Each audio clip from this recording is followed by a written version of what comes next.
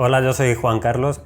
Una cosa, no sé si me estáis viendo porque yo tengo delante la cámara y no tengo pantalla abatible ni nada y bueno, estoy probando mi capa de invisibilidad que probé por primera vez en el directo y creo que funciona, pero claro, aquí ya digo, yo no me veo y no tengo ni idea.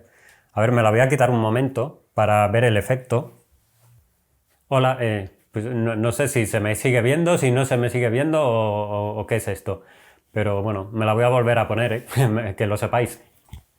Pues nada, yo no tengo ni idea. Ahora en la edición veré si todo esto funciona o es una chorrada más. En fin, bienvenidos a Talk Libros.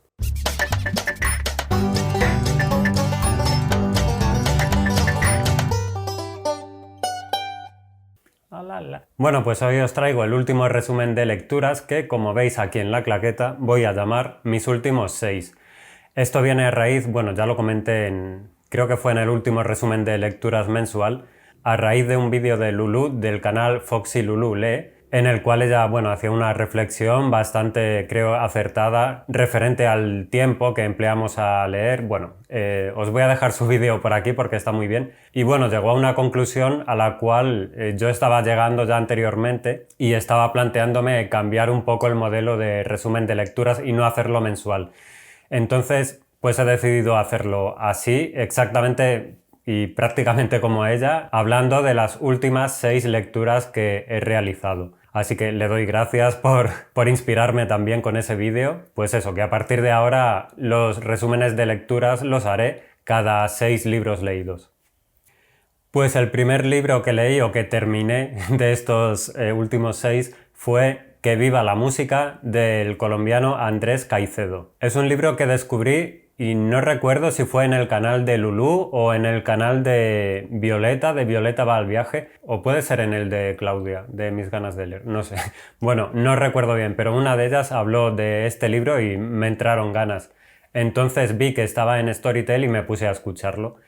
Que bueno, luego comentaré una cosa respecto al audiolibro en sí. El libro está centrado en Cali, en Colombia, en los años 70 y está narrado por María del Carmen Huerta, que es una joven rubia, rubísima, es como se denomina ella misma, y ella ha decidido vivir una vida un tanto alejada de lo que son los roles sociales habituales. Ella lo único que quiere y lo que le gusta es ir de rumba. Como tú.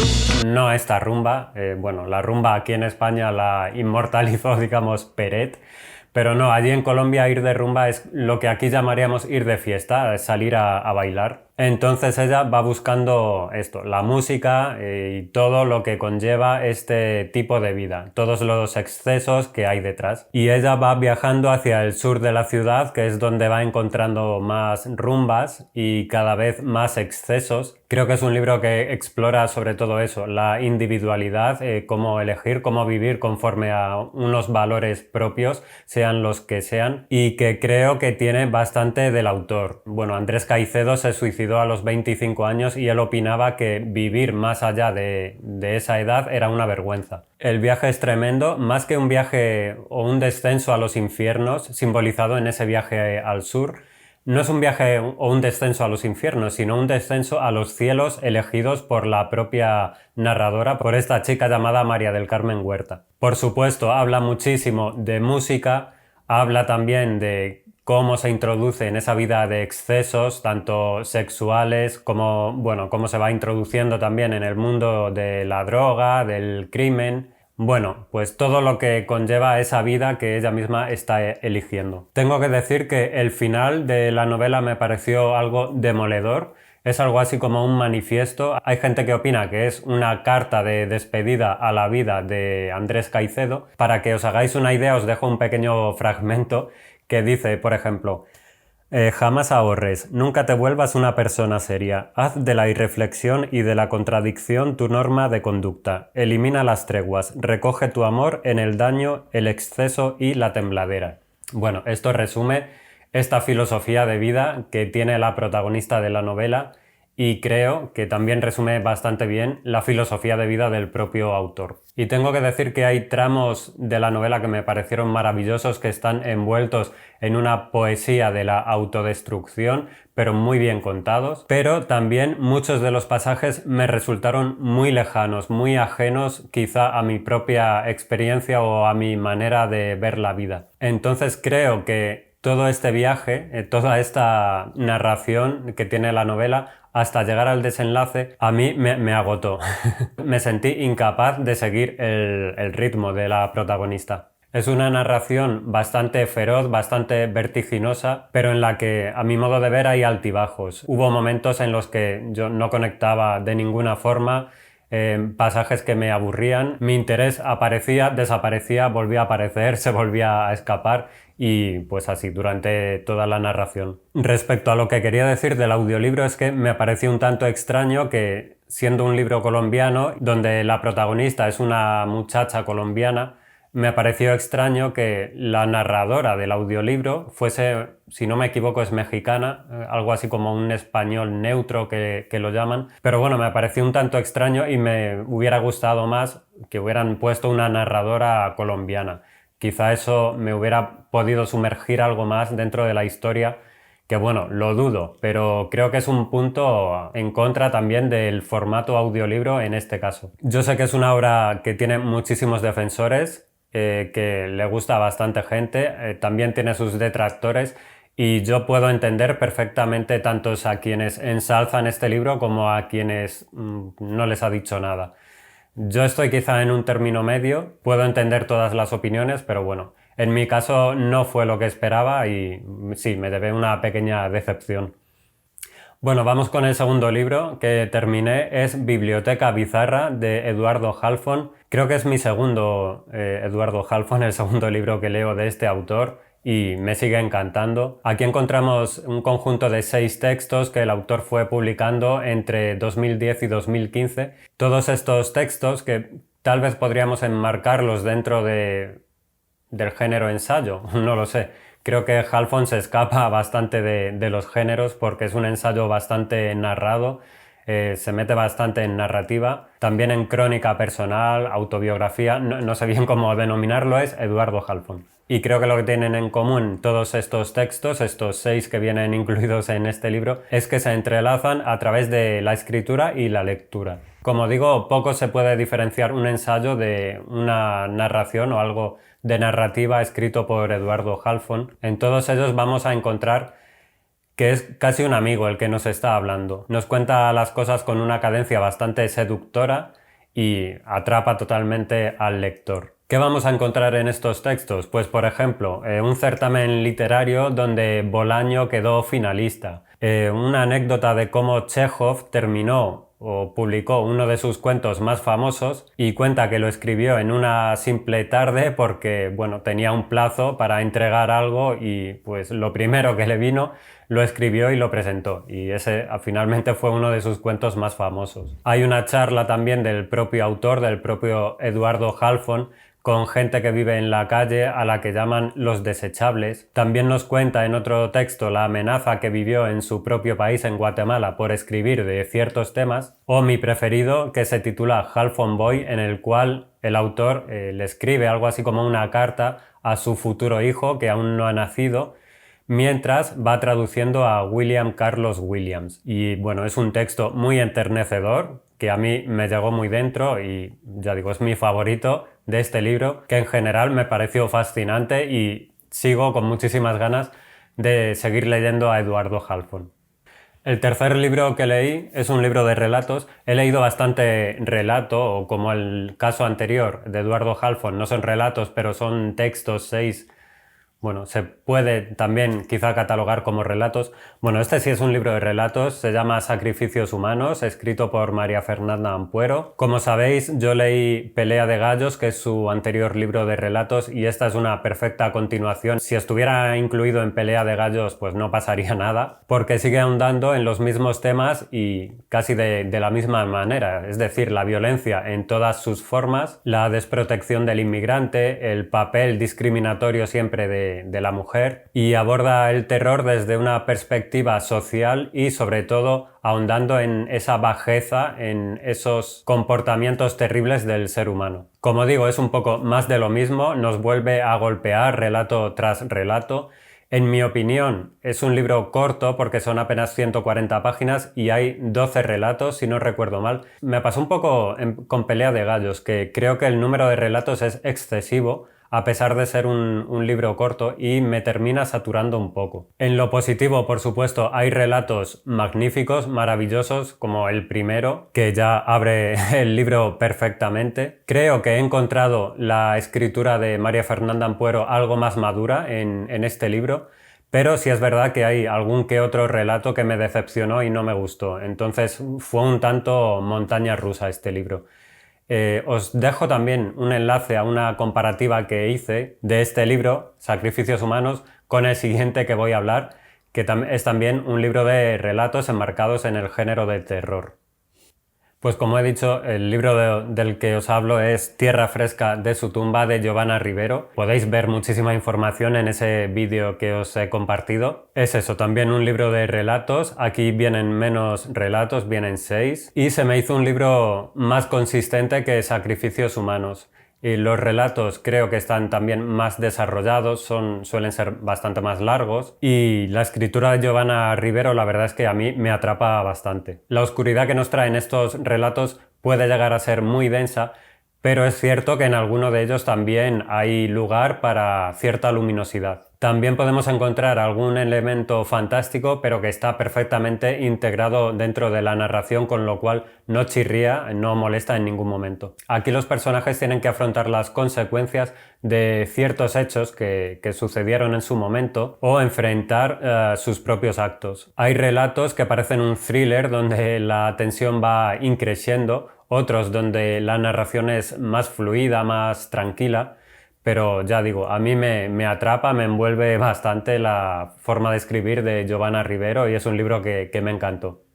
El siguiente libro que finalicé fue Obra Negra, de la mexicana Gilma Luque. Es un libro que le tenía muchas ganas y bueno, por fin pude leerlo. El término obra negra se refiere a algo que está en construcción y que aún no está acabado. Hay construcciones que se quedan permanentemente en obra negra y nunca se llegan a finalizar. Y aquí encontramos esa referencia al hogar, una casa que está en permanente obra negra, que nunca se termina de finalizar, siempre hay expectativas de mejorarla, pero no se concreta. Y esto es más que nada una metáfora de la narradora de esta novela, de su propia vida, que se va desarrollando desde que es una niña hasta que, bueno, alcanza cierta madurez y, bueno, se convierte en una mujer adulta que se independiza.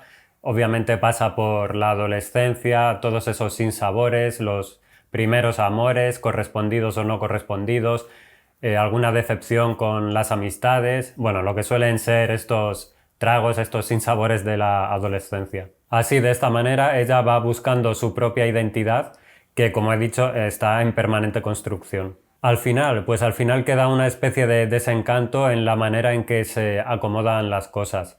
En esta novela se intuye bastante parte autobiográfica de la autora, aunque creo que ella comenta que hay cierta parte que ha metido de sus propias experiencias, pero que tiene muchísimo de ficción. Bueno, habrá que creer a Gilma Luque. Durante toda la novela siempre hay un miedo sobrevolando la narración de la protagonista, y es la futura muerte de su madre, que padece una enfermedad incurable y lo único que no sabe es el momento en que su madre va a fallecer. Entonces continuamente está divagando de cómo es su vida y cómo será cuando su madre falte. Tengo que decir que la sensación que me ha dejado es de decepción, porque quizás yo tenía unas expectativas muy altas y me encontré con una narración un tanto plana, con poco que destacar, no encontré nada especial. La estructura también me pareció un poco extraña porque la protagonista empieza a narrar el libro con una edad, luego en la segunda parte resulta que nos cuenta cuando era niña, más adelante pues ya ha crecido, no sé, es como que la línea temporal no está clara en ningún momento. Yo creo que lo que le falta a este libro es que la autora se moje, se inmiscuya, se lance más de cabeza, se abra más en canal. le falta emoción, le falta... A mí como lector me ha faltado ese pellizco, ¿no? Que me diga algo, que me retuerza de alguna manera. Y es lo que no he encontrado. Entonces me encontré algo que está bien escrito, pero pues eso, que no me dijo nada, nada especial. Creo que es una novela que, pues eso, pasa sin pena ni gloria, que la voy a olvidar seguramente. Y nada, me da pena porque es un libro al que le tenía muchas ganas y me ha decepcionado. La marida acaba de matar un bicho. No lo maté. ¿No lo mató? Bueno, el último libro que leí de estos 6 es otro libro de relatos y en esta ocasión se trata de No soñarás flores de Fernanda Trías. Si visteis mi batalla de libros, veríais que el libro ganador fue de esta autora, fue La azotea. Leí también La ciudad invencible, que es una narración a la que tal vez se asemejan más los relatos que encontramos en No soñarás flores. Tengo que decir que este libro lo leí en lectura conjunta con Gema Moratalla. Os dejo por aquí un enlace a su canal para que lo visitéis y os suscribáis si no la conocéis. Y bueno, creo que los dos hemos coincidido bastante en nuestras impresiones respecto a estos relatos, que han sido bastante positivas. Y cuando digo bastante, quiero decir muy positivas. Un aspecto bastante destacable de estos relatos es que la autora a veces juega con el lector y de repente le cambia la manera en que percibe lo que está contando. Esto sucede, por ejemplo, en el primer relato, Anatomía de un cuento, en el cual aparentemente al principio nos está contando una relación amorosa a 3 bandas, pero es que a mitad del relato la autora nos mete un hachazo que nos saca de esa narración, nos mete en otra distinta que, sin embargo, sigue teniendo mucho que ver con la anterior. No sé, algo así como un metarrelato, pero lo hace de una manera que funciona muy bien y que le llega bastante bien al lector. Es como que nos está engañando sin engañarnos. Una cosa muy rara, pero muy bien solucionada por Fernanda Trías. Los relatos que más me gustaron, no sé por qué, son los más extensos y creo que los que me gustaron un poquito menos son donde la autora cambia un poco la estructura de los mismos. Quizá experimenta un tanto más con otras voces y bueno, sin llegar a estar mal ni mucho menos, son los que menos destaco de esta pequeña antología. Y una cosa también que tienen en común estos cuentos es que los finales suelen ser bastante secos. Es como que tú esperas que la narración siga, pero la autora dice hasta aquí llegamos.